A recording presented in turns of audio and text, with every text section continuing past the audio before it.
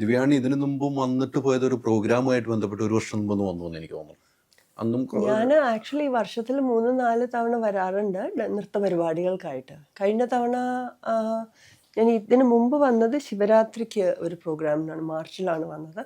അതിന് മുൻപ് വന്നത് പൂർണ്ണത്രേശൻ്റെ തൃപ്പൂണിത്തുറ അമ്പലത്തിലെ ഉത്സവത്തിൻ്റെ പ്രോഗ്രാമിനാണ് വന്നത്. നൃത്തത്തിലാണ്. എത്ര സ്റ്റുഡൻ്റ് ഉണ്ട് ഇപ്പോൾ? കണക്കെടുക്കാന്ന് പറഞ്ഞേ. കണക്കെടുക്കാറില്ല ഞാൻ. അല്ല, എവിടെ പോയാലും സംതൃപ്തിയാണല്ലോ. നമ്മുടെ സ്റ്റുഡൻസ് ഉണ്ടല്ലോ എല്ലാ മേഖലയിലും അല്ലേ?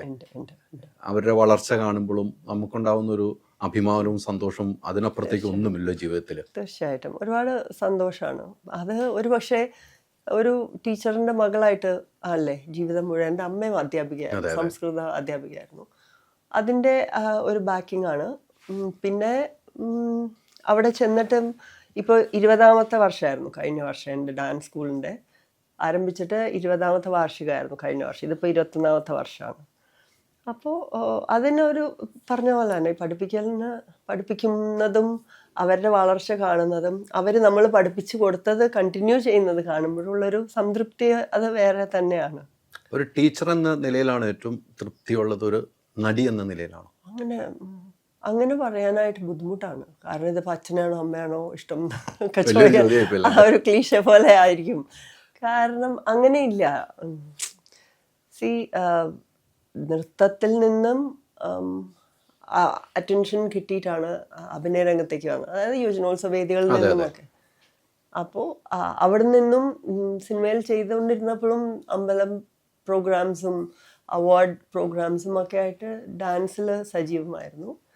പിന്നീട് അവിടെ എത്തിയപ്പോഴും ഡാൻസ് കണ്ടിന്യൂ ചെയ്യാൻ പറ്റി. 10ാം ക്ലാസ്സിൽ പഠിച്ചുകൊണ്ടിരിക്കുമ്പോഴാണ് സിനിമയിലേക്ക് വരുന്നത്. കല്യാണ സുഗന്ധം എന്ന സിനിമയിലൂടെ മലയാളി പ്രേക്ഷകരിലെ മനസ്സിലേക്ക് ആഴത്തിൽ ഇടം പിടിച്ച ആള്. പിന്നീട് ലാലേട്ടൻ്റെ ഒപ്പം മമ്മൂക്കാടെ ഒപ്പമൊക്കെ അഭിനയിച്ച് മലയാളികൾ എന്നും ഇഷ്ടപ്പെട്ട നടി പെട്ടെന്ന് സുപ്രഭാതത്തിൽ സിനിമകളിൽ നിന്നും അകന്നുപോയപ്പോൾ, മാറി നിന്നപ്പോൾ മലയാളി പ്രേക്ഷകർക്ക് പെട്ടെന്ന് ഉൾക്കൊള്ളാൻ കഴിഞ്ഞിട്ടില്ല എന്ന് ചിന്തിച്ചിട്ടുണ്ടോ? അങ്ങനെ പെട്ടെന്നൊന്നും മാറിയിട്ടുണ്ടായിരുന്നില്ല. ആക്ച്വലി ഞാൻ അതിന് ശേഷവും എന്നോട് ഇങ്ങനെ പലരും ചോദിക്കാറുണ്ട് പെട്ടെന്ന്. പക്ഷെ ഞാൻ ഒരുപാട് കാര്യങ്ങൾ കണ്ടിന്യൂ ചെയ്തിരുന്നു. അത് ഡോക്യുമെന്റഡ് അല്ല. ഇന്നിപ്പോൾ നമ്മൾ സോഷ്യൽ മീഡിയ വളരെ ആക്റ്റീവായിട്ടുള്ള ഒരു സമയത്തായതുകൊണ്ട് ഡോക്യുമെൻറ്റിങ് എളുപ്പമാണ്. അതിന് ശേഷവും ഞാൻ ഏഷ്യാനെറ്റിൽ കണ്ടിന്യൂസ് ആയിട്ട് അവതാരികയുടെ ഇതിൽ ചെയ്തിരുന്നു. അവിടെ എത്തിയതിന് ശേഷവും അമേരിക്കൻ ജാലകം എന്ന് പറഞ്ഞിട്ട് ഒരു പ്രോഗ്രാം ഏകദേശം ഒരു 200-250 എപ്പിസോഡ്സോളം അവിടെ നിന്ന് ഞാൻ ചെയ്തിരുന്നു. കൂടാതെ ഇവിടെ 1-2 സീരിയൽസും പിന്നെ ഇടയ്ക്കിടയ്ക്ക് ക്യാമിയോ റോൾസ് അങ്ങനെയൊക്കെ പറ്റുന്ന രീതിയിൽ ചെയ്തിരുന്നു. സോ എപ്പോഴും എന്നോട് ആളുകൾ ചോദിക്കും അഭിനയത്തിൽ നിന്നും ഇങ്ങനെ അങ്ങനെ വലിയ വിടവാങ്ങലോ മാറി നിൽക്കലോ അങ്ങനെ ഒന്നും ഉണ്ടായിട്ടില്ല. നമ്മുടെ കർമ്മരംഗമില്ലേ, നമുക്കിപ്പോൾ ബിഗ് സ്ക്രീൻ സ്മോൾ സ്ക്രീൻ നമ്മൾ ചെയ്യുന്നത് as an artist what we do remains the same അല്ലേ. സോ എനിക്ക് അങ്ങനെ ഒരു വലിയ വ്യത്യാസം തോന്നി. പക്ഷേ ഇതൊരു സ്ഥിരം ഞാൻ ഫേസ് ചെയ്യേണ്ട ഒരു ചോദ്യമാണ്. ഇതിന് മറുപടി കൊടുത്ത് മടുപ്പൊന്നുമില്ല. അവിടെയുള്ള ഒരു പോയിന്റ് ഇതാണ് ദിവ്യാണി ചെയ്തു വെച്ച കഥാപാത്രങ്ങൾ.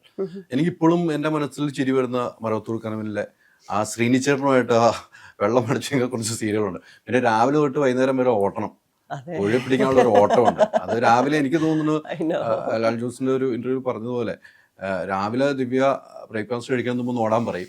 അപ്പൊ ഒരു വ്യായാമവും ആവും, നമുക്ക് സീനും എടുക്കാതെ. ഞാനൊരു ഇന്റർവ്യൂ എടുത്തപ്പോൾ എന്നോട് പറഞ്ഞു അൾട്രാ മോഡേൺ കിച്ചൺ ഡിവൈസസ്. ഒരു കിച്ചണിൽ വേണ്ട എല്ലാ ലേറ്റസ്റ്റ് ബ്രാൻഡുകളും ഇവിടെയുണ്ട്. ലോകോത്തര ബ്രാൻഡുകൾ, original products, wide range. MyG future.